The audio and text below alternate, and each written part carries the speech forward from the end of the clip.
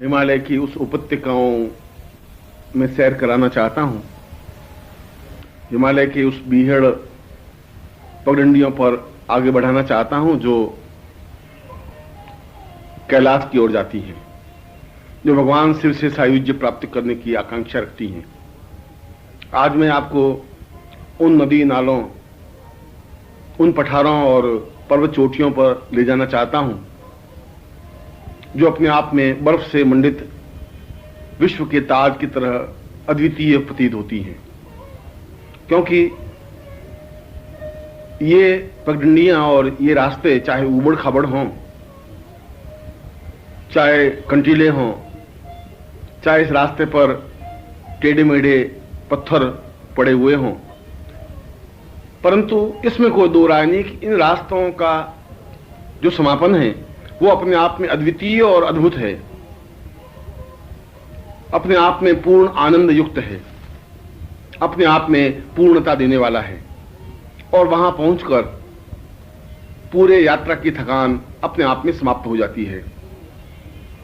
ऐसा लगने लगता है कि जैसे हमने अपने जीवन की कोई पूंजी प्राप्त कर ली हो, जीवन की कोई निधि अनुभव कर ली हो,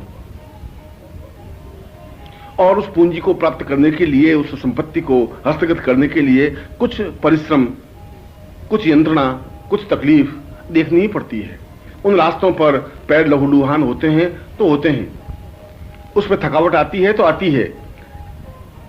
यदि इस रास्ते पर अपने आप में घाम और धूप को सहन करना पड़ता है तो करना पड़ता है। इसलिए करना पड़ता है कि इस यात्रा का प्रारंभ चाहे कैसा भी रहा हो, मगर इस यात्रा का समापन अपने आप में अद्वितीय, अनिवर्चनीय, अलौकिक है। इस यात्रा को ध्यान, धारणा और समाधि कहा गया है। जहां जीवन का प्रारंभ ध्यान से होता है, वहां जीवन का समापन समाधि से होता है। ध्यान जीवन का एक अनिवार्य और आवश्यक तत्व है। इसलिए आवश्यक तत्व है कि पहले तो हम इस बात का विवेचन करें, चिंतन करें कि आखिर जीवन का मकसद, मतलब क्या है, जीवन क्या है। जीवन का तात्पर्य है कि वह सब कुछ प्राप्त करना जो हमारे हाथ में नहीं है, वह सब कुछ हस्तगत करना जो अपने आप में अखंड आनंद को देने में सहायक है। यहां मैं अखंड आनंद शब्द को प्रयोग कर रहा हूं। अखंड आनंद का तात्पर्य है जो बीच में समाप्त नहीं हो जाए। सुख तो आज है, कल समाप्त हो सकता है। आज शरीर स्वस्थ है और कल बीमार हो सकते हैं। आज पैसा है, कल पैसा समाप्त हो सकता है। यह तो एक टुकड़ों में जीवन जीने की प्रक्रिया हुई, अखंड जीवन नहीं हुआ। अखंड जीवन तो केवल आनंद के माध्यम से ही प्राप्त हो सकता है। और आनंद का तात्पर्य है जहां किसी प्रकार का राग, द्वेष, छल, कपट, झूठ, असत्य, व्यभिचार और दुख, चिंताएं, परेशानियां, बाधाएं हो ही नहीं हो, यह बहुत बड़ी बात है। ऐसा संभव नहीं है, क्योंकि मानव जीवन इतना जटिल और दुर्बोध हो गया है, इतना कठिन और परिश्रम पूर्ण बन गया है कि उसको पग पग पर कई बाधाओं और परेशानियों का सामना करना पड़ता है, कई चिंताओं के बीच में से गुजरना पड़ता है, और प्रत्येक क्षण उसका आग में से गुजरने की प्रक्रिया के समान होता है।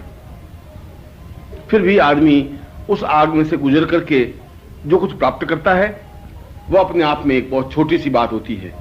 चांदी के चंद रुपए, नोट, कुछ पुत्र, पत्नी, संबंधी या स्वजन और ऐश्वर्य और मकान और वैभव। मगर ये सब तो नश्वर हैं। इसलिए नश्वर हैं कि ये आप हैं तब तक हैं, आप नहीं हैं तो फिर इनका कोई अस्तित्व नहीं है।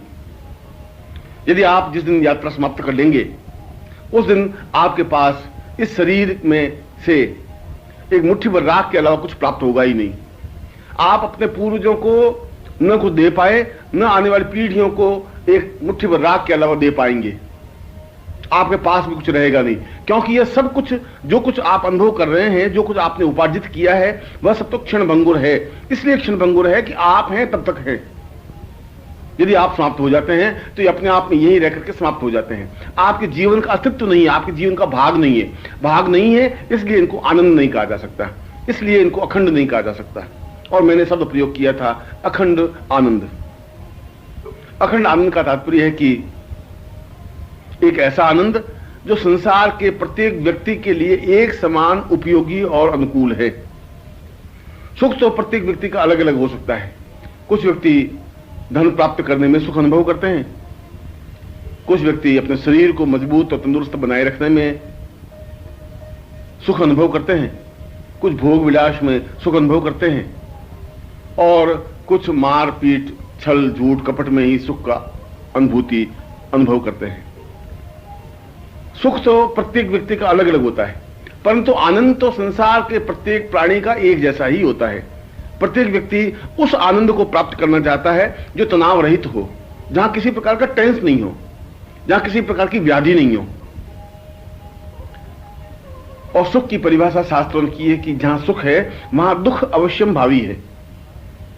भर्तृहरि ने कहा है कि भोगे रोग भयम, कुले च्युति भयम, वित्ते नृपालाद भयम, मौने दैन्य भयम, बले रिपु भयम, रूपे जराया भयम, शास्त्रे वाद भयम, गुणे खल भयम, काये कतांताद भयम, सर्वम वस्तु भयान्वितम भूनाम वैराग्यमेवा भयम। अगर भोग है तो रोग की चिंता हर क्षण बनी रहती है कि भोग, जहां भोग है वहां रोग होगा ही। जहां कुल है, जहां समाज है, हर समय आशंका रहती है कि बदनामी नहीं हो जाए। उस समाज में एक निश्चिंतता से आदमी नहीं घूम सकता, हर क्षण उसको भय रहता है कि कोई मेरा कार्य ऐसा नहीं हो जाए जो अपने आप में मेरे लिए परेशानी का कारण बन जाए। वह सब कुछ करना तो चाहता है मगर वो छुप के करना चाहता है, समाज से परे हट के करना चाहता है, इसलिए कि हर क्षण एक भय की आक्रांतता उसके ऊपर बनी रहती है। और यदि पास में पैसा है तो प्रत्येक क्षण इस बात की आशंका और दुश्चिंतता रहती है कि कोई चुरा नहीं ले, कहीं विश्वासघात नहीं हो जाए, कहीं मेरा रुपया कम नहीं हो जाए।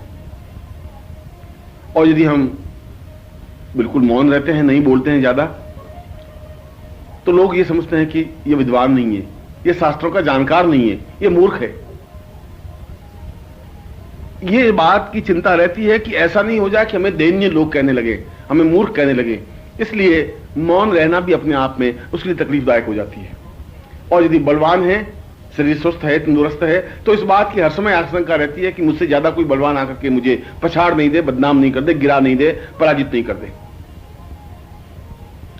एक प्रकार से देखा जाए तो प्रत्येक सुख के पीछे एक दुख लगा हुआ है, और जहां दुख है वहां तनाव है, वहां एक आशंकाएं हैं, वहां दुश्चिंतताएं हैं। इसलिए सुख तो अपने आप में कोई महत्वपूर्ण वस्तु नहीं है। इसलिए महत्वपूर्ण वस्तु नहीं है कि उसके तीन हेतु हैं। सुख एक मरीचिका है जो आज है कल नहीं है। सुख अपने आप में क्षण भंगुर है, कुछ क्षणों के लिए सुख प्राप्त हो सकता है, और वह सुख देने वाली वस्तु ही दुख का कारण बन सकती है। जो पत्नी हम लाते हैं वह सुख का कारण है, मगर यदि कर्कशा निकल जाती है तो वही दुख का कारण बन जाती है।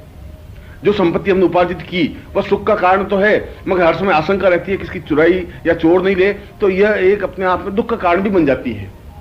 इसलिए सुख अपने आप में कोई बहुत महत्वपूर्ण मूल्यवान वस्तु नहीं है, मगर अखंड आनंद की अनुभूति अपने आप में एक महत्वपूर्ण और अद्भुत अनिवर्चनीय तत्व है। एक ऐसा तत्व है जिसे प्राप्त करना प्रत्येक व्यक्ति चाहता है। वो चाहता है कि वह तनाव रहित हो, वह चाहता है कि उसके मन में किसी प्रकार की चिंता नहीं रहे, वह चाहता है कि किसी प्रकार का दुख नहीं हो, वह यह चाहता है कि किसी प्रकार का रोग या भय या कलह की स्थिति नहीं बने। और इस अखंड आनंद को प्राप्त करने के लिए आवश्यक साधन जुटाने से अखंड आनंद अनुभव नहीं हो सकता। धन के माध्यम से आनंद नहीं खरीदा जा सकता, ताकत के माध्यम से आनंद पर विजय प्राप्त नहीं की जा सकती, बुद्धि और चतुराई से हम आनंद को हस्तगत नहीं कर सकते।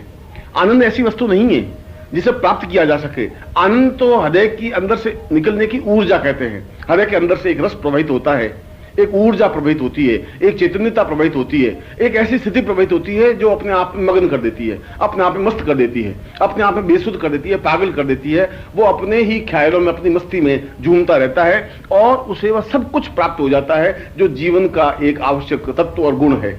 व्यक्ति का सारा तत्व, व्यक्ति की सारी चिंताएं, व्यक्ति की सारी इच्छाएं और आकांक्षाएं इस बात की हैं कि उसको सुख और सौभाग्य, धन और यश और मान और पद और प्रतिष्ठा मिले, मगर इसके साथ ही साथ तनाव नहीं हो, इसके साथ साथ किसी प्रकार की चिंता नहीं हो, इसके किसी प्रकार की मन में दुश्चिंतता नहीं रहे, भय नहीं रहे, आक्रांतता नहीं रहे। जब मन प्रसन्न होता है तो आनंद का प्रारंभ होता है। जब मन प्रसन्न होता है तो आनंद की अनुभूतियां होती हैं। जब मन प्रसन्न होता है तो जीवन में एक उद्रेक होता है, एक प्रवाह होता है। उस प्रवाह को, उस उद्रेक को आनंद कहा गया है। अगर यह आनंद जीवन का इतना आवश्यक है तो फिर आनंद किस प्रकार से प्राप्त किया जा सकता है, कैसे प्राप्त किया जा सकता है? मैंने जैसा बताया कि यह आनंद रुपयों के माध्यम से तो नहीं खरीदा जा सकता, ताकत के माध्यम से भी जीता नहीं जा सकता। इस आनंद को प्राप्त करने के लिए तो अपने हृदय का मंथन करना पड़ेगा, हृदय में से रस प्रवाहित करना पड़ेगा, हृदय में से उस रस का प्रवाह देना पड़ेगा, जिसके माध्यम से एक असीम आनंद, तनाव रहित जीवन, अपने आप में चिंता मुक्त जीवन की स्थिति बन सके। यह चिंता मुक्त जीवन जीने की जो कल्पना है, क्रिया है, वो अपने आप में ध्यान प्रक्रिया है। इसलिए हमारे सारे उपनिषदों ने ध्यान को एक महत्वपूर्ण तथ्य माना है।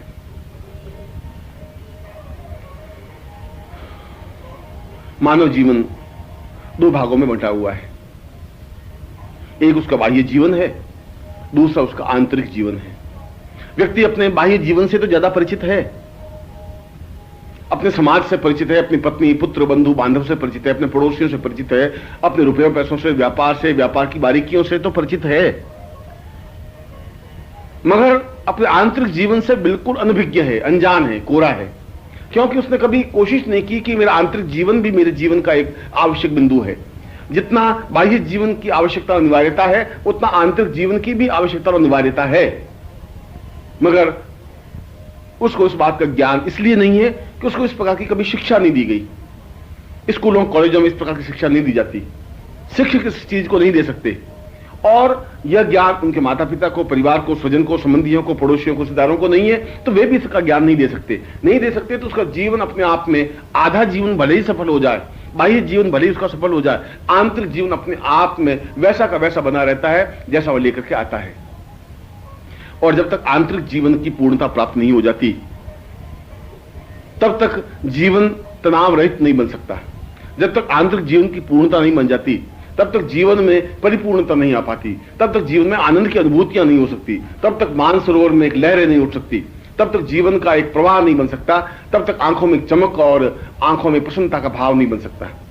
आंखों में प्रसन्नता और एक चमक, एक ओज, स्फूर्ति, एक क्षमता और धैर्य और एक मगन रहने की प्रक्रिया केवल आनंद के माध्यम से ही संभव है, और वह आनंद ध्यान के द्वारा ही प्राप्त किया जा सकता है।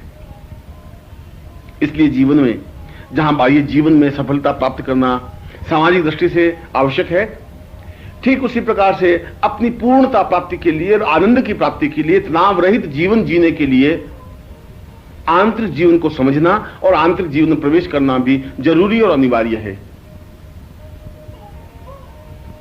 आंतरिक जीवन के बारे में हम उतने ही कमजोर और कोरे हैं जितने जन्म के समय थे, इसलिए कि हमारे जीवन में कोई गुरु मिला नहीं, किसी ने हमारा हाथ नहीं पकड़ा, किसी ने रास्ते पर चलते हुए हमें टहोका नहीं, किसी ने हमारे कंधे पर हाथ नहीं रखा, किसी का वरद हस्त हमारे सिर पर रहा नहीं, किसी ने हमें समझाया नहीं कि तुम्हारे जीवन का आंतरिक तत्व ज्यादा महत्वपूर्ण, ज्यादा मूल्यवान, ज्यादा यथार्थ, ज्यादा सार्थक है। ऐसा किसी ने बताया नहीं, और नहीं बताया तो हम बेतहासा उन तृष्णाओं के पीछे भागते चले जाते हैं, जिसकी यात्रा मृत्यु और शमशान पर जाकर समाप्त होती है।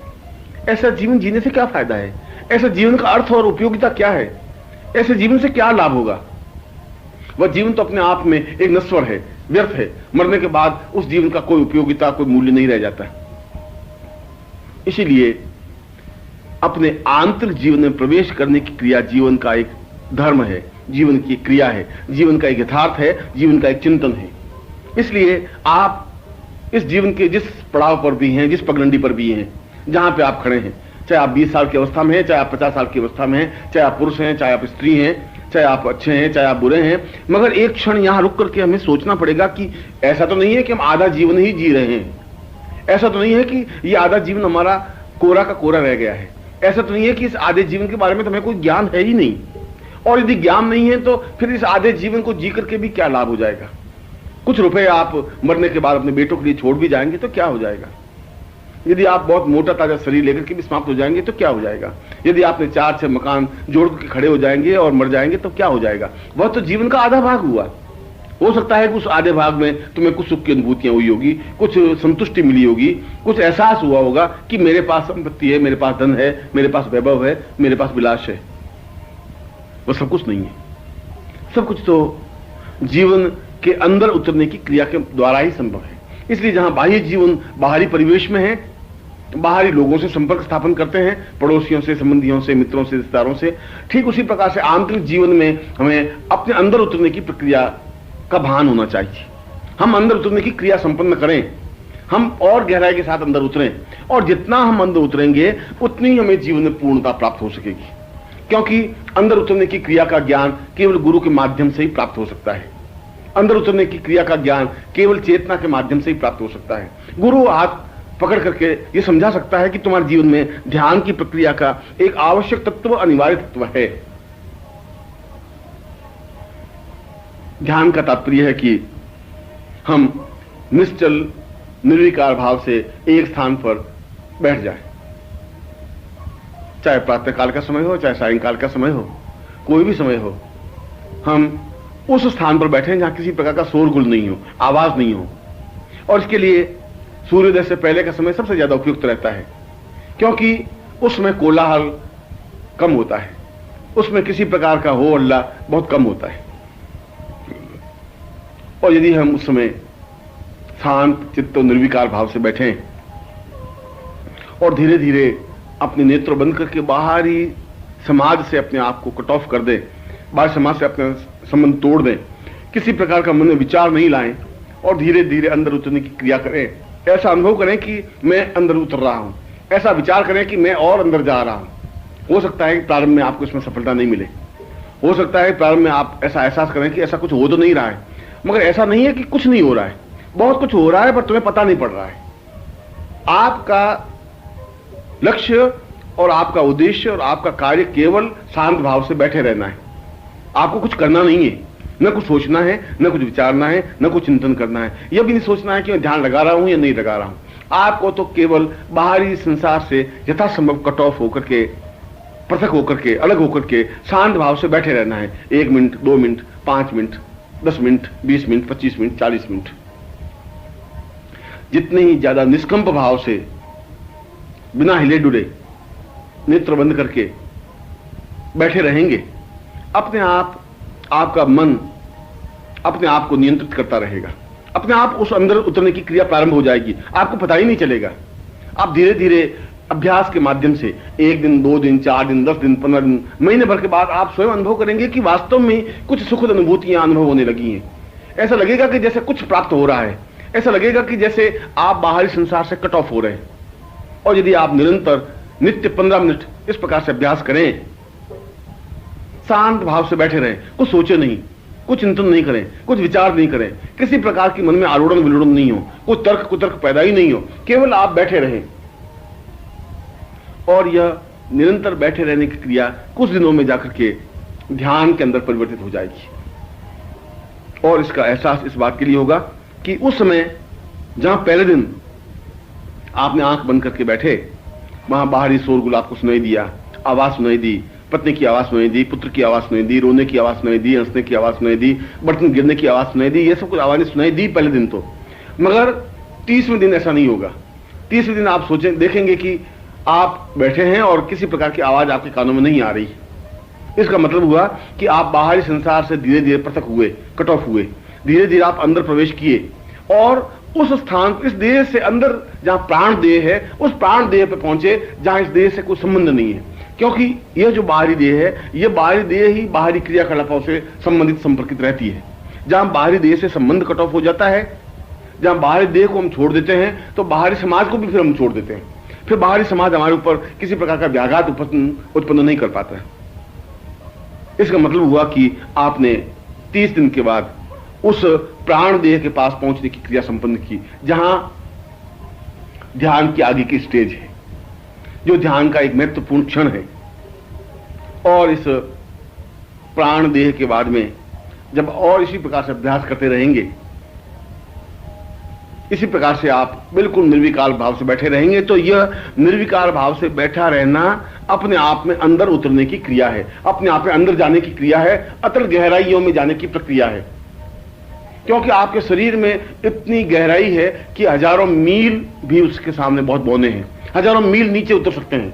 आपका शरीर केवल 4 फुट का या 5 फुट का या 3 फुट का ही नहीं है, इस शरीर में तो 50,000 मील गहराई है। उस गहराई में आप धीरे धीरे उतरते जाएंगे और जितना अंदर उतरते जाएंगे उतनी असीम आनंद की अनुभूतियां होती रहेंगी। इसलिए इस प्रक्रिया के लिए किसी प्रकार का चिंतन विचार करने की जरूरत नहीं है। अंदर उतरने की क्रिया शांत भाव से बैठे रहने की प्रक्रिया है, कुछ सोचे नहीं। और जब आप प्राण देह से आगे बढ़ेंगे तब आपके सामने एक सूक्ष्म देह उपस्थित होगी। वह प्राण देह से भी ज्यादा सूक्ष्म है। सूक्ष्म देह का तात्पर्य है संपूर्ण ब्रह्मांड से आपका संपर्क स्थापन होना। इस ध्यान योग की प्रक्रिया से आप जहां बाहर से तो अपने आप कट ऑफ होते हैं, बाहर से तो अपने आप में अलग होते हैं, मगर अंदर के सारे ब्रह्मांड से आप जुड़ जाते हैं। सारा ब्रह्मांड आपके सामने साकार हो जाता है। आप अपने घर परिवार बंधु बांधव रिश्तेदारों को देखने लग जाते हैं। आप देखने लग जाते हैं कि संसार में कहां कहां क्या क्या घटना घटित हो रही है। अनेक दृश्य आपके सामने स्पष्ट होने लग जाते हैं। एक प्रकार से आप देखा जाए तो आप स्वयं एक दृष्टा बन जाते हैं और सारी प्रकृति आपके सामने साकार होने लग जाती है। यह सूक्ष्म देह के माध्यम से संभव है, क्योंकि सूक्ष्म देह का तात्पर्य है आप प्राण देह से भी नीचे पहुंचे हैं। सूक्ष्म देह का तात्पर्य है कि आप पूरे ब्रह्मांड को अपनी आंखों से देखने की प्रक्रिया का ज्ञान प्राप्त कर चुके हैं। सूक्ष्म देह का तात्पर्य है कि आप वह सब कुछ देखने का अभ्यासी हैं जो ब्रह्मांड में घटित हो रहा है, जो विश्व में घटित हो रहा है, विश्व के किसी कोने में घटित हो रहा है। फिर आप एक स्थान विशेष से संबंधित नहीं रह जाते, फिर किसी एक छोटे से शहर से संबंधित नहीं रह जाते। पूरा शहर और पूरा देश और पूरा राष्ट्र और पूरा संसार आपके सामने बिल्कुल खुले किताब की तरह स्पष्ट होता है और आप अपनी आंखों से देख पाते हैं। उस अंतर्चक्षु से, उस आत्मचक्षु से आप देख पाते हैं। जो बाहरी नेत्र, जो देह के नेत्र हैं, वे तो बंद हो जाते हैं, पर आत्मचक्षुओं के माध्यम से आप देख पाते हैं कि इस ब्रह्मांड में, इस संसार में, इस विश्व में कहां क्या घटना घटित हो रही है। यह देखने की क्रिया सूक्ष्म देह के माध्यम से संभव है और यह सूक्ष्म देह ध्यान की प्रक्रिया का अगला चरण है। और ध्यान की प्रक्रिया का और इसका अगला चरण ब्रह्मदेह है। और ब्रह्मदेह का तात्पर्य हम स्वयं अपने आप में ब्रह्ममय बन जाते हैं। हम अपने आप में पूर्ण ब्रह्म चेतना युक्त बन जाते हैं। अपने आप में उस ब्रह्म से साकार स्थिति स्पष्ट करने लग जाते हैं जहां समस्त ब्रह्मांड एक ब्रह्म का पर्याय है। ये समस्त विश्व नहीं, ऐसे विश्व तो करोड़ों हैं इस ब्रह्मांड में। उस पूरे ब्रह्मांड को आप अपनी आंखों से देखने की प्रक्रिया तब कर पाते हैं जब ध्यान योग के माध्यम से आप ब्रह्म देह पर पहुंच पाते हैं। ये देह केवल एक ही देह आपके पास नहीं है, इस देह के अंदर दूसरी, तीसरी और चौथी देह भी है। जिस देह को आप पकड़ पाते हैं और उस देह पे पहुंचने पर केवल आप विश्व के किसी कोने में नहीं, ब्रह्मांड के किसी कोने में अपनी सूक्ष्म देह के माध्यम से पहुंच सकते हैं, देख सकते हैं, अनुभव कर सकते हैं, स्पष्ट कर सकते हैं। इस प्रकार की प्रक्रिया जब आपके सामने स्पष्ट होती है तब आप विचित्र अनुभूतियों से भर जाते हैं। आपको एहसास होता है कि आप एक मामूली व्यक्ति नहीं है।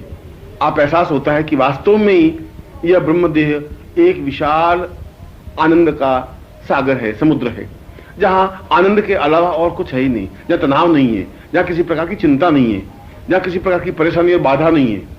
अपने आप में पूर्ण एकता है, अपने आप में पूर्ण चैतन्यता है, आनंद की लहरें जहां उठ रही हैं और आप उस खुमारी में डूब जाते हैं जो आपके चेहरे पर एक असीम आनंद की तृप्ति देने लग जाता है। एक मस्ती, एक तृप्ति, एक पूर्णता, एक चैतन्यता जब आपके चेहरे पर आभायुक्त बन जाती है तब आप एक अलग प्रकार के व्यक्तित्व बन जाते हैं। ऐसा लगता है कि जैसे आप वो है ही नहीं जो थे। ऐसा लगने लग जाता है कि आप बिल्कुल एक अलग हैं और वास्तव में आप एक अलग बन जाते हैं, क्योंकि उस समय आप संपूर्ण ब्रह्मांड का एक भाग बन जाते हैं, एक पार्ट बन जाते हैं। पार्ट ही नहीं बन जाते, संपूर्ण ब्रह्मांड में देखने की प्रक्रिया का आपको ज्ञान हो जाता है। पूरे ब्रह्मांड को आप अपने आंखों से देख सकते हैं, व्याघात उत्पन्न कर सकते हैं, उसमें हस्तक्षेप कर सकते हैं, ब्रह्मांड के किसी स्थान पर जा सकते हैं और आ सकते हैं अपनी सूक्ष्म देह के माध्यम से, और इस देह को सूक्ष्म देह में परिवर्तित कर सकते हैं और सूक्ष्म देह को इस पूर्ण देह में परिवर्तित कर सकते हैं। यह बहुत महत्वपूर्ण घटना है। ये अपने आप में एक स्टेज है, वह जहां आदमी पूर्ण पुरुष बनने की प्रक्रिया प्रारंभ करता है। ये अपने आप में एक अद्भुत चैतन्यता है जहां पूरा शरीर अपने आप में ब्रह्ममय बन जाता है। अहम ब्रह्मास्मि द्वितीयो नास्ति। इस ब्रह्मांड में दूसरा कुछ है ही नहीं, पूरा ब्रह्मांड मेरे अंदर समाहित है, क्योंकि मैं ब्रह्म हूं। जहां ब्रह्म है वहां ब्रह्मांड है, जहां ब्रह्मांड है वहां जीवन की प्रत्येक हलचल है, घटना है। और इस जीवन की नहीं, इस विश्व की नहीं, इस सूर्य चंद्र लोक और तारा लोक और नक्षत्र लोक और इंद्र लोक और जितने भी लोक हैं, उन सब की हलचल, उन सब की घटनाएं मेरे अंदर समाहित हैं। मैं उन सबको देख सकता हूं, वहां पहुंच सकता हूं, वहां से वापस आ सकता हूं। जो भी ध्यान योग प्रक्रिया में जाता है वह इस स्थिति को प्राप्त करता है, और वह जब इस स्थिति को प्राप्त करता है तो उसे एक असीम आनंद की अनुभूति होती है। इस ध्यान योग के बाद स्थिति बनती है धारणा की। इसकी दूसरा चरण, दूसरी प्रक्रिया धारणा है। धारणा का मतलब है कि जो कुछ हमने प्राप्त किया है वह बना रह सके। जैसा कि मैंने अभी आपको बताया कि सुख तो क्षणभंगुर है, आता है चला जाता है। अगर धन से आपको सुख अनुभव होता है तो धन आपको प्राप्त होता है, तब तक तो आप सुखी हैं। मगर जिस दिन आपका धन चला जाता है अपने आप में सुख से वंचित हो जाते हैं। वह टिका नहीं रहता, वह स्थायी नहीं होता। आनंद भी स्थायी नहीं रह सकता यदि आप में धारणा शक्ति नहीं है। इसलिए योगियों ने, शास्त्रों ने, पुराणों ने, वेदों ने, उपनिषदों ने इस बात को स्पष्ट किया है कि ध्यान का अगला चरण, ध्यान की अगली प्रक्रिया धारणा को अपने आप में सुदृढ़ और पुष्ट करना है। क्योंकि धारणा शक्ति के माध्यम से हम जीवन के प्रत्येक क्षण तक उस विश्व और उस ब्रह्मांड से एकाकार बने रह सकते हैं, और बने रह सकते हैं और अपने जीवन को हजार हजार वर्षों तक आयु दे सकते हैं। लाखों वर्षों की आयु प्राप्त कर सकते हैं, हजारों वर्षों की आयु प्राप्त कर सकते हैं। यदि हमारे पूर्वजों के पास 5000 वर्षों की आयु थी, 2000 वर्षों की आयु थी, यदि वे इच्छा मृत्यु को प्राप्त हो सकते थे तो हम भी इच्छा मृत्यु को प्राप्त कर सकते हैं। जब चाहें तभी मृत्यु हो। मृत्यु हमें दबोच नहीं सके, मृत्यु हम पर आक्रमण नहीं कर सके, मृत्यु हम पर हल्ला नहीं कर सके। ऐसा स्टेज तब आ सकती है जब हम धारणा शक्ति को प्राप्त कर लेते हैं। और धारणा शक्ति की प्राप्ति के लिए यह जरूरी है कि आप अपने जीवन में उस ध्यान प्रक्रिया के माध्यम से आगे बढ़ें। इसीलिए उपनिषदों ने धारणा इति गुरु, गुरु को ही धारणा शक्ति कहा गया है, क्योंकि गुरु ही अपने विशेष तेजस्विता के प्रभाव से आपके शरीर में धारणा शक्ति को बढ़ा सकता है, आपके शरीर में धारण करने की क्षमता बना सकता है। आप जो सूक्ष्म देह और प्राण देह प्राप्त करने की आकांक्षी हैं, और जो ब्रह्म देह आपके पास होती है, उस ब्रह्म देह को निरंतर ब्रह्म देह बनाए रखने के लिए गुरु की यहां पर नितांत अनिवार्यता है, आवश्यकता है। गुरु आपको उस मंत्र को, उस चेतना को दे सकता है, उस तपस्या के अंश को दे सकता है, जिसके माध्यम से आप उस ब्रह्म देह को यथावत बनाए रख सके। ब्रह्म देह के बाद वापिस आप उसी मूल स्वरूप में आ सकते हैं, संसारिक क्रियाकलाप संपन्न कर सकते हैं, और उसके बाद वापिस ब्रह्म देह में पहुंच सकते हैं। इसलिए उस ब्रह्म देह में पहुंचने के बाद उस गुरु का निरंतर चिंतन, ध्यान, मनन प्रक्रिया और गुरु की सानिध्यता, सायुज्यता यहां पर बहुत अधिक आवश्यक है।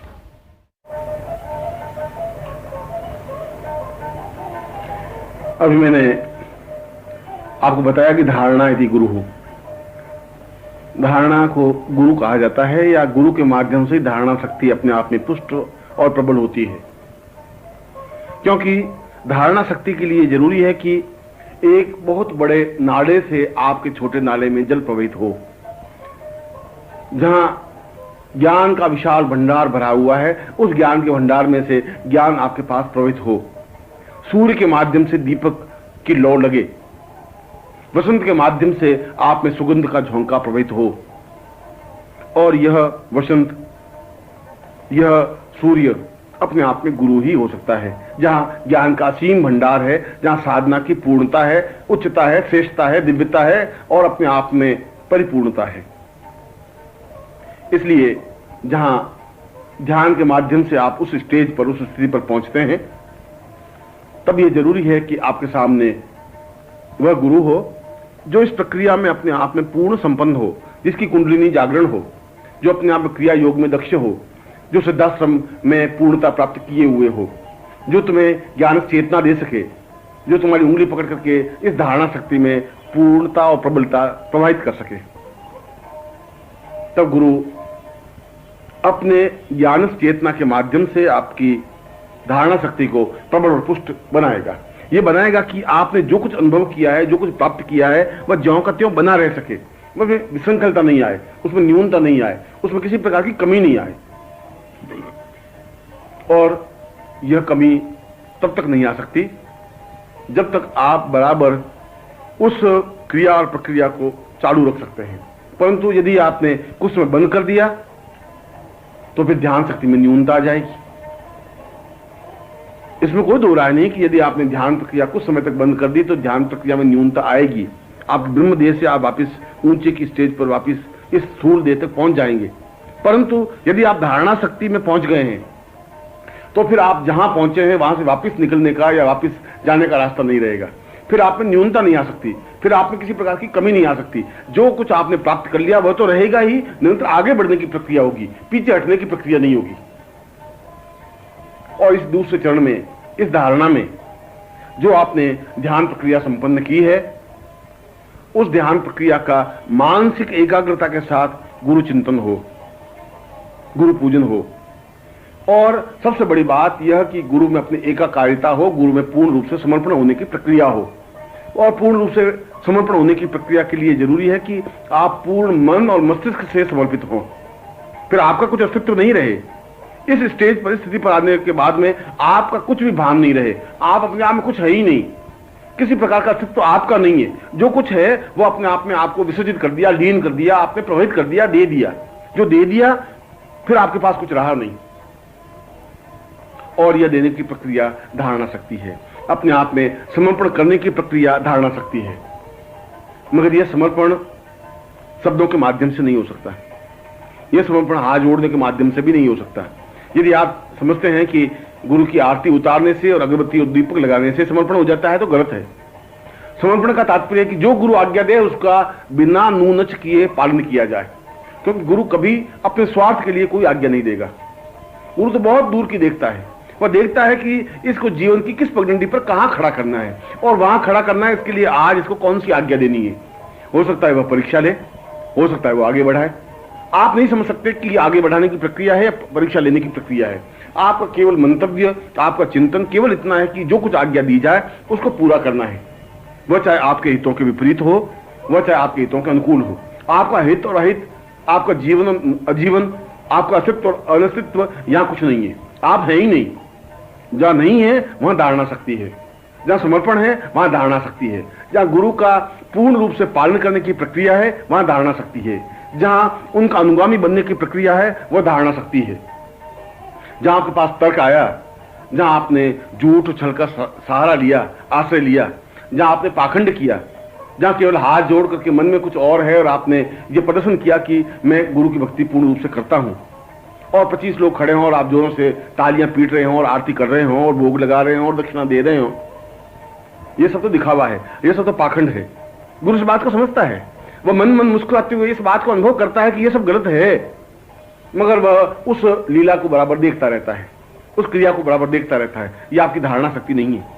धारणा शक्ति का तात्पर्य है कि आपके आंसुओं से उनके पद प्रक्षालित हों, उनके चरणों में आप सिर रख करके आंसुओं से उनके चरणों को धोएं, अपने आप को पूर्ण विसर्जित करें, आपका हृदय गदगद हो, गला भर जाए, आपके रुंधे हुए गले से जो कुछ शब्द निकले, गुरुदेव शब्द भी निकले, तो भी अपने आप में पूर्णता ही होगी। ये पूर्णता की प्रक्रिया आप में जब आएगी उसी को धारणा शक्ति कहते हैं। धारणा शक्ति का तात्पर्य है कि आप में हर क्षण यह इच्छा हो कि मैं दौड़ करके गुरु के पास जाऊं। यह अलग बात है कि आपकी मजबूरी हो और आप नहीं पहुंच सकें, यह अलग बात है कि आपका शरीर साथ नहीं दे और आप नहीं जा सकें, यह अलग बात है कि सामाजिक परिस्थितियां हो और आप नहीं जा सकें, वो अलग चीज है। मगर आपकी उत्कंठा, आपकी तीव्रता, आपकी इच्छा, आपकी भावना इतनी तीव्र हो कि आप हर क्षण एक छटपटाहट आपके मानस में बनी रहे कि मुझे हर हालत में गुरु के पास पहुंचना है, और यदि मैं नहीं पहुंचता हूं तो एक छटपटाहट, एक बेचैनी, एक अभाव, एक रिक्तता अनुभव हो। यह रिक्तता अनुभव होना, ये छटपटाहट अनुभव होना धारणा शक्ति को पुष्ट और प्रबल बनाता है। तब एहसास होता है कि जीवन का भाग अपने आप में एक महत्वपूर्ण भाग है, क्योंकि कोई मेरा है जिसके पास मुझे जाना है, कोई मेरा है जिसको प्राप्त करना ही जीवन का लक्ष्य उद्देश्य है, कोई मेरा है जिसके हाथों में अपना हाथ देकर के मैं निश्चिंत हूं, कोई ऐसा व्यक्तित्व है जिसके चरणों में बैठने से असीम सुख की अनुभूति होती है। कोई व्यक्तित्व ऐसा है जिसके पास बैठ करके अपने दुख और दर्द को पूरी तरह से मैं कह सकता हूं और कह देता हूं, अपने आप को हल्का कर लेता हूं, अपने मन का बोझ दूर कर लेता हूं, अपने आप को पूर्ण रूप से विसर्जित कर देता हूं। क्योंकि जो कुछ मेरा तर्क और कुतर्क हुआ, जो कुछ विचार हुआ, वह मैंने उनके सामने व्यक्त कर दिया, मगर उसके साथ आपके प्राणों के संबंध भी बनने चाहिए, देह संबंध नहीं। देह संबंध तो एक सामान्य व्यक्तियों के साथ ही बन जाते हैं, पत्नी के साथ ही बन जाते हैं, पुत्र के साथ ही बन जाते हैं। हम हर समय चिंता भी रखते हैं कि अगर पुत्र बाहर गया है तो सकुशल वापस लौटे। हम इस बात की भी चिंता रखते हैं कि उसकी तबीयत ठीक रहे, स्वास्थ्य ठीक रहे। यह देह का संबंध है। देह का संबंध गुरु के साथ होना कोई बहुत बड़ी बात नहीं है। प्राणगत संबंध हो, और प्राणगत संबंध का तात्पर्य है कि आप हजारों मील दूर बैठे हों और यहां गुरु के पांव में कांटा चुभे और दर्द आपको एहसास हो, तो समझना चाहिए कि प्राणगत संबंध है। यदि वहां गुरु की तबीयत ठीक नहीं है और आपका जी बड़ा बेचैन होता हो, बड़ी एक छटपटाहट महसूस होती हो, ऐसा लग रहा हो कि जैसे कुछ खो गया है, कुछ खाली खाली सपन है, कुछ गड़बड़ है, कुछ ऐसा है जो कुछ ठीक नहीं है, अगर ऐसी छटपटाहट, ऐसी वेदना होती है और मालूम नहीं पड़ता कि ये वेदना क्यों है, ये छटपटाहट क्यों है, किस कारण से है, मगर कुछ है, इतना दूर हजारों मील दूर बैठ करके ये जो संबंध और साहचर्य बन जाना कि वहां अगर उसको बुखार है गुरु को और आपको छटपटाहट होती है, वहां गुरु को परेशानी है और आपकी भूख और नींद समाप्त हो जाती है, आपको छटपटाहट और बेचैनी अनुभव होती है, आपके मन में हर समय उत्कंठा और आकांक्षा रहती है कि मेरे जीवन का ये भाग है कि मैं गुरु के पास पहुंचूं, और गुरु जिस तरीके से खुश हो, प्रसन्न हो, उस तरीके से मुझे खुश और प्रसन्न करना है, मुझे अपने आप को समर्पित कर देना है। वो मुझे किस प्रकार से उपयोग करते हो ये उनकी इच्छा पर निर्भर है। वो मेरे देह का उपयोग करते हैं, मेरे प्राणों का उपयोग करते हैं, मेरे जीवन का उपयोग करते हैं, मेरे धन का उपयोग करते हैं, ये उनकी इच्छा पर निर्भर है कि वो मुझसे क्या काम लेना चाहते हैं। मैंने तो अपने आप को उनको समर्पित कर दिया है, वो जिस प्रकार से चाहे मेरा उपयोग करें और वे उपयोग करें और हम अपना उपयोग करने दें। इसको धारणा शक्ति कहा गया है, इसको जीवन की पूर्णता कहा गया है, इसको जीवन का आनंद कहा गया है। यह ध्यान के आगे की प्रक्रिया है, और इस प्रक्रिया को प्राप्त करने से, इस गुरु की सामीप्यता प्राण चेतना के माध्यम से प्राणों से संबंध स्थापित करने से जीवन में परिपक्वता आती है। फिर ध्यान प्रक्रिया से आप अलग नहीं हटेंगे, फिर आपके देह तत्व से आगे प्राण तत्व और चेतना तत्व से ब्रह्म तत्व तक आप पहुंच जाएंगे। फिर ब्रह्म तत्व से वापस पीछे नहीं हटेंगे, फिर आप अपने सूक्ष्म रूप से वैध रूप में अपने आप में परिवर्तित कर सकेंगे। एक बार सिद्धाश्रम में जा सकेंगे तो 1000 बार भी जा सकेंगे, एक बार सूक्ष्म शरीर धारण कर सकेंगे तो 1000 बार कर सकेंगे। फिर आप में किसी प्रकार की अभ्यास की कमी की वजह से न्यूनता नहीं आएगी। फिर ऐसा नहीं होगा कि आप वापस पिछड़ गए, ऐसा नहीं होगा कि आप पीछे रह गए, ऐसा नहीं हो सकेगा। क्योंकि धारणा शक्ति का तात्पर्य है गुरु की पूर्ण शक्ति आपके साथ रहे, और गुरु की पूर्ण शक्ति कोई स्पष्ट रूप से दिखाई तो देती नहीं, मगर आपके पीछे बराबर वह शक्ति, वह ताकत, ठोस बना रहता है। एक मामूली सा पुलिस बड़े से 10 गुंडों को एक थप्पड़ मार के रोक देता है और 10 गुंडे थरथराने लग जाते हैं। इसका मतलब यह नहीं है कि पुलिस ताकतवान है उन 10 गुंडों से, इसका तात्पर्य है कि पुलिस के पीछे एक और राज्य का, पूरे गवर्नमेंट का एक प्रवाह है, पूरी फोर्स है, उस फोर्स की वजह से उस पुलिस में ताकत है। ठीक उसी प्रकार से आप चाहे दुबले पतले हो, मगर आपके पीछे फोर्स है जो दिखाई नहीं दे, मगर उसकी वजह से आप में पूरी ताकत, पूरी क्षमता आती है। वह ताकत और क्षमता गुरु की दी हुई है, वह शक्ति गुरु की दी हुई है, जिसको आप अनुभव करते हुए निरंतर धारणा शक्ति में पूर्णता प्राप्त करते रहते हैं। और ध्यान और धारणा के बाद तीसरी स्थिति समाधि अवस्था की होती है, जहां आप गुरु के चरणों में बैठ गए, जहां आपने अपने आप को गुरु के चरणों में विसर्जित कर दिया, जहां आपने गुरु की आज्ञा का पालन किया, जहां आप इस बात के लिए कृत करते हुए कि गुरु ने आपका उपयोग किया, गुरु ने आपको आज्ञा दी, आपको कुछ काम सौंपा, आपकी सेवाओं का उपयोग किया, और आपने बिना हिचकिचाहट के, बिना मन में किसी प्रकार का तर्क और वितर्क किए उस आज्ञा को पालन किया। वह चाहे आज्ञा आपके हित में रही या अनहित रही, वह चाहे आपके नुकसानदायक रही या लाभदायक रही, वह अलग बात है, मगर आपने उन आज्ञाओं का पालन किया, उनके लिए उपयोगी बने। यह धारणा शक्ति है, और इस धारणा शक्ति के आगे की स्थिति समाधि अवस्था है। समाधि अवस्था का तात्पर्य है कि आप उन समस्त सिद्धियों को प्राप्त कर सकें जो पूरे ब्रह्मांड में विचरित हैं। वो चाहे अणिमादि सिद्धियां हो, वह चाहे महाकाली हो, महालक्ष्मी हो, महासरस्वती हो, बगला हो, छिन्नमस्ता हो, धूमावती हो, वह चाहे इंद्र हो, विष्णु हो, रुद्र हो, वह चाहे कार्तिकेय हो और चाहे किसी प्रकार के देव हों, देवता हों, इष्ट हों, भूत हों, प्रेत हों, पिशाच हों, राक्षस हों, गंधर्व हों, किन्नर हों, उन सबको अपने हस्तगत कर देने की क्रिया समाधि अवस्था में आ सकती है। समाधि का तात्पर्य है आप स्वयं पूर्ण रूप से ब्रह्म बन जाते हैं। ब्रह्म का दर्शन नहीं, ब्रह्म से अनुभूति भी नहीं, ब्रह्म की सामीप्यता नहीं, आप स्वयं पूर्ण रूप से ब्रह्म करने की प्रक्रिया समाधि अवस्था है। और समाधि का तात्पर्य है अपने आप में पूर्ण निश्चिंत होकर के डूब जाने की प्रक्रिया, अपने आप में निर्विकल्प हो जाने की प्रक्रिया, अपने आप में पूर्णता प्राप्त कर देने की प्रक्रिया।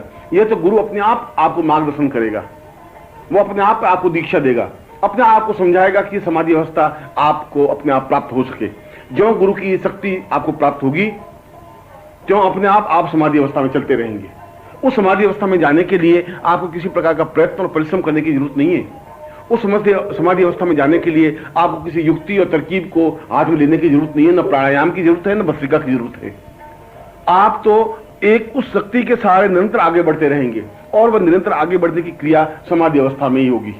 निरंतर आगे बढ़ने की क्रिया ब्रह्ममय होने की क्रिया ही होगी। निरंतर आगे बढ़ने की क्रिया अपने आप में पूर्णता प्राप्त करने की क्रिया ही होगी।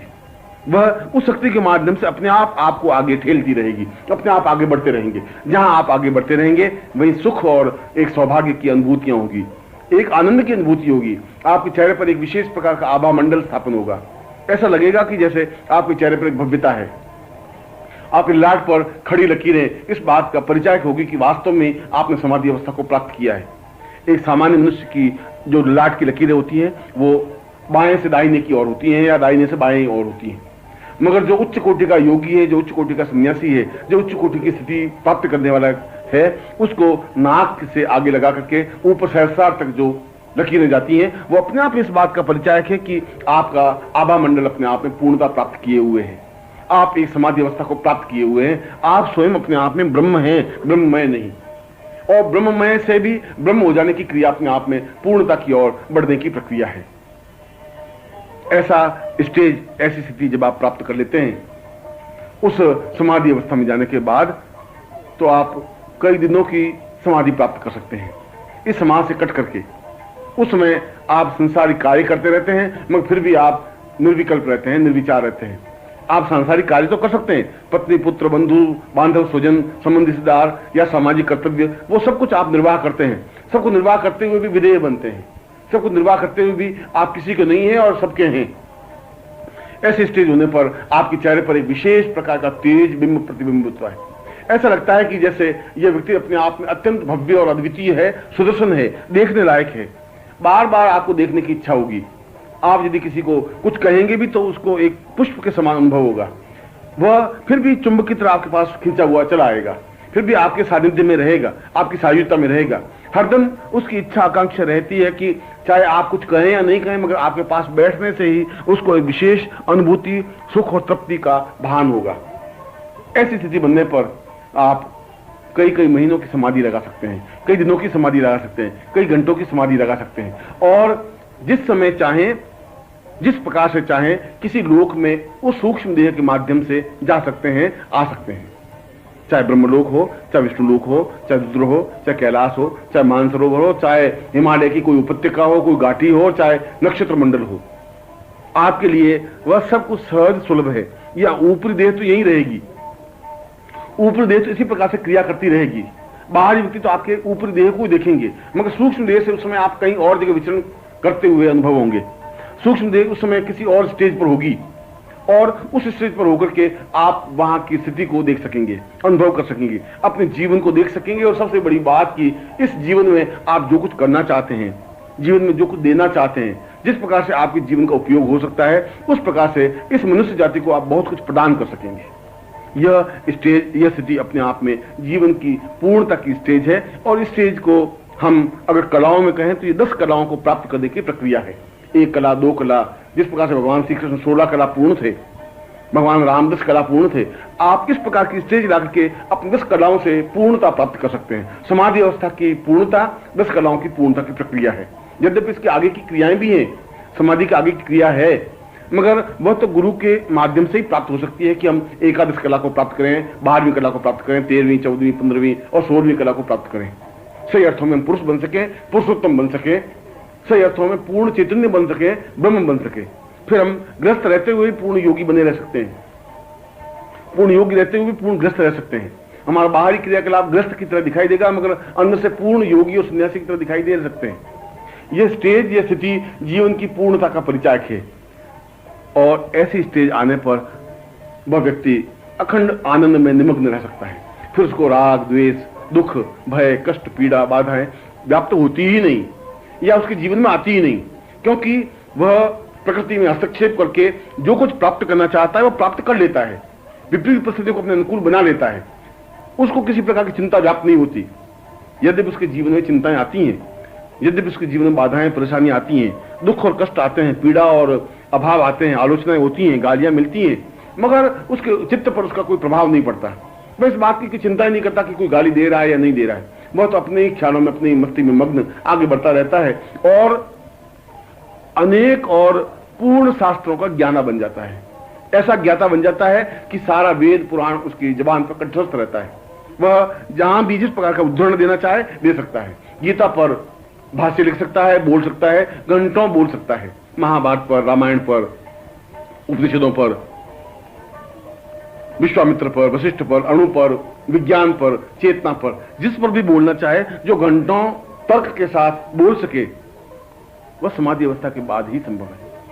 उसके चेहरे पर एक विशेष प्रकार का ओज प्रतिबिंबित होता है, वह समाधि अवस्था के बाद ही संभव है। और यह धारणा शक्ति के बाद गुरु के द्वारा बताए हुए रास्ते से निरंतर आगे बढ़ने की प्रक्रिया।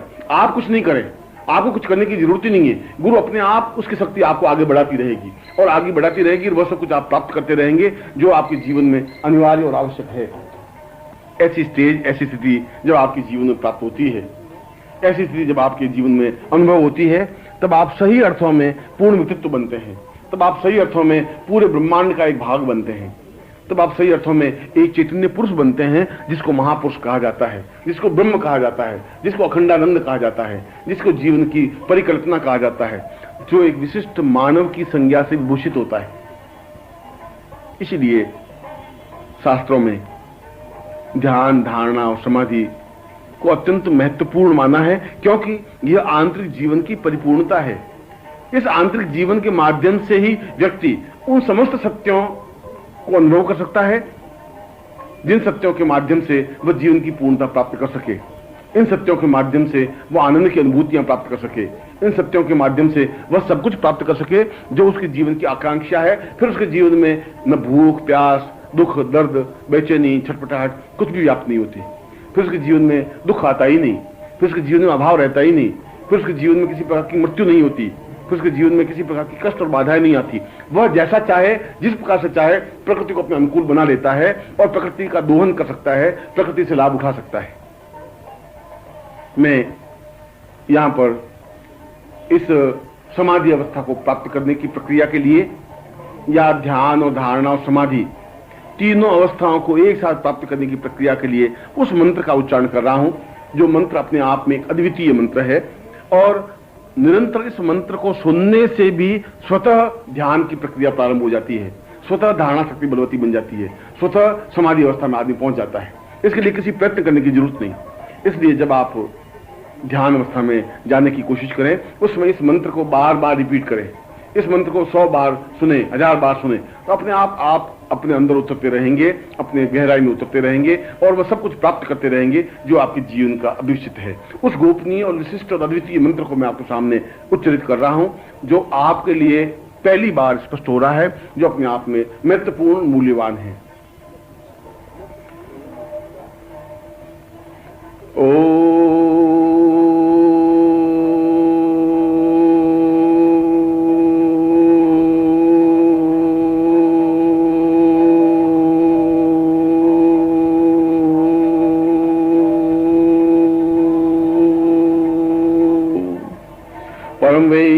पूर्वा सा सतं सा दीर्घा साधौ सा चैतन्यं सा परिपूर्णतां पूर्णतां पां पूर्वा समाधि वै सदा सा सत सहस्र वै पूर्वं च चैतन्यं अद्वितीय साम अकल्पितम पूर्वा सा चैतन्यम परिपूर्णताम सा शास्त्री सम दीर्घो अथा स्वानम स्वचित्तमे सा दीर्घो अथा स्वानम स परिपूर्णता यही परिपूर्णताम अथा से अथ सा कृते कल्याणम मां पूर्वा सा चैतन्यम सा दीर्घा ये साम प्राण सा चैतन्यम स ब्रह्म स जीव स देह देहेन साम ब्रह्मलोकेण विष्णुलोकेण रुद्रलोकेण समस्त लोकलोकेण यमसा पूर्वशाम यमोत्रिम सा पूर्वा अथास्मानं स चैतन्ये हिमालयो हिम पूर्वशाम समस्त समुद्रो साम आताम पूर्वाथास्मानं स ब्रह्मलोकम ता गुरु सानिध्यम प्राप्तिताम तुभ्यम संपदे इदमर्चितम वा जाति पूर्वा सा चैतन्यम परिपूर्णता यमस्तु हरि ओम।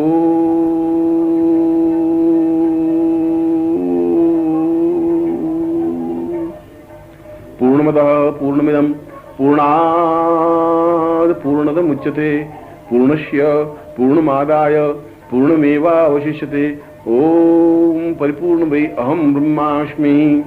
उपरोक्त मंत्र मैंने आपके सामने स्पष्ट किया उसी ध्वनि उसी उच्चारण के साथ, जिसके माध्यम से एक सामान्य व्यक्ति भी ध्यान अवस्था में जा सके।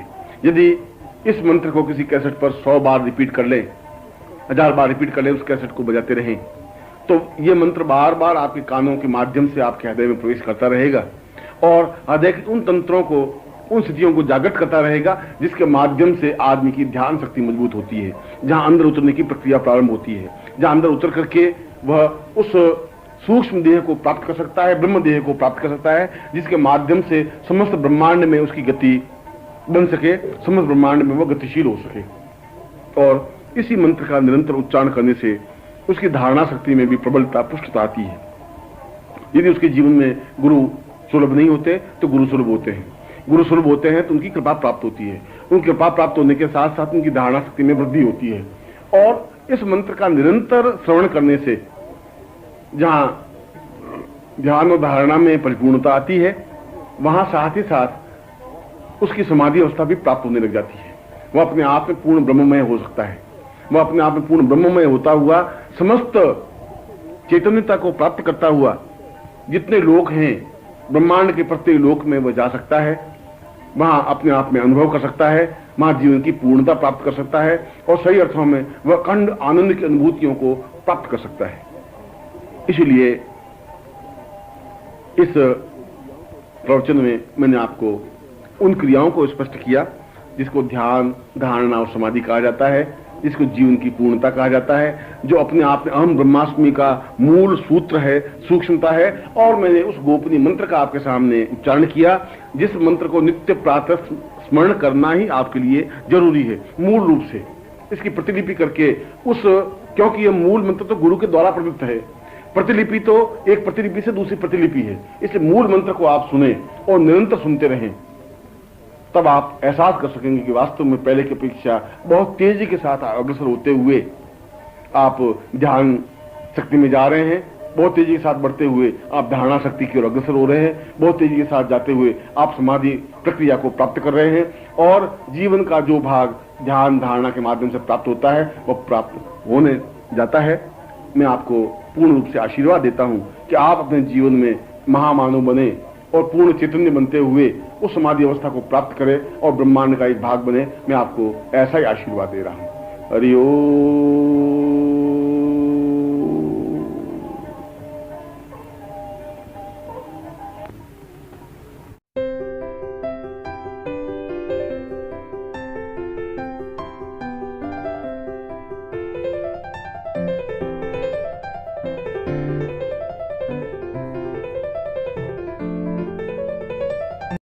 ओम परम तत्वाय नारायणाय गुरुभ्यो नमः। ओम ह्रीं मम प्राण देह रोम प्रतिरोम चैतन्य जाग्रय ह्रीं ओम नमः। ओम भूर्भुवः स्वः तत्सवितुर्वरेण्यं भर्गो देवस्य धीमहि धियो यो नः प्रचोदयात्।